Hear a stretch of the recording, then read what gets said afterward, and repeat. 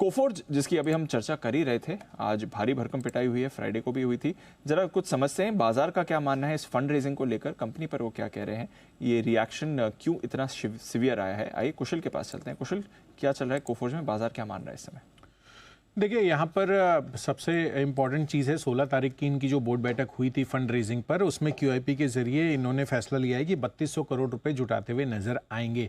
अब इसको लेकर मार्केट में हो सकता है वो रिएक्शन इस बात का भी है कि भाई किस प्राइस पर आता है क्यूआईपी, वो देखना है।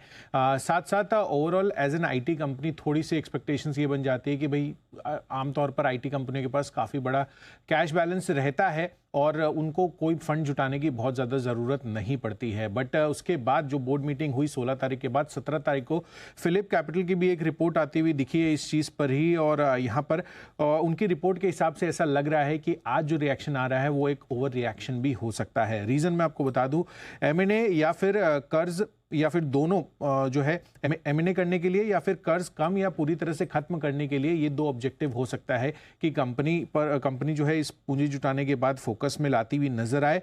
और इसी वजह से फिलिप कैपिटल ने यहाँ पर खरीदारी की राय बरकरार रखते हुए 7240 रुपए के टारगेट दिए हैं। अब आप इस यहाँ पे सिचुएशन समझिए कि कुल मिलाकर सितंबर 2023 तक कंपनी के पास 943 करोड़ रुपए का टोटल बोरोइंग्स है और कंपनी का कुल कैश बैलेंस एज ऑफ सितंबर 2023 वो 337 करोड़ रुपए का बनता है। यानी कि आप नेट डेट के लिहाज से देखें तो करीबन 600 करोड़ रुपए के आसपास की नेट डेट रहती है।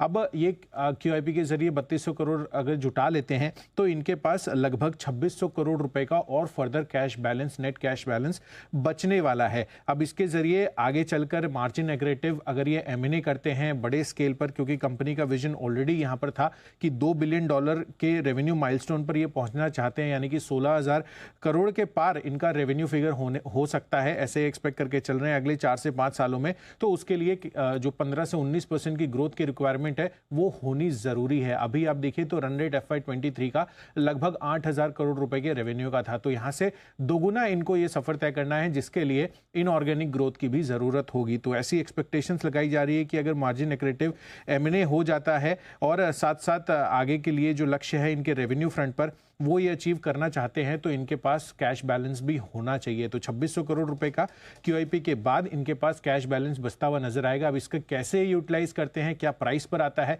ये थोड़े अनसर्टेनिटीज अभी बनी हुई है, जिस कारण से हो सकता है कि निवेशकों को इस स्टॉक को लेकर चिंता बनी हुई है। शायद कुछ एमएनए की भी तैयारी चल रही है, बाजार की बात है इसमें। करेक्ट, बात यही चल रही है कि एमएनए आगे हो सकता है कि ये करते हुए नजर आए। अब एमएनए किस प्राइस पर करते हैं, क्या एंटरप्राइज वैल्यू रहती है, ये देखना काफी अहम होगा। चलिए तो देखते हैं, कोफोर्ज इंटरेस्टिंग डेवलपमेंट्स होंगे। बट फंड रेजिंग की खबर आने के बाद से हम देख रहे हैं स्टॉक पर आपको काफ़ी अच्छा खासा प्रेशर बनते हुए दिखा है, इस पर रखेंगे नज़र।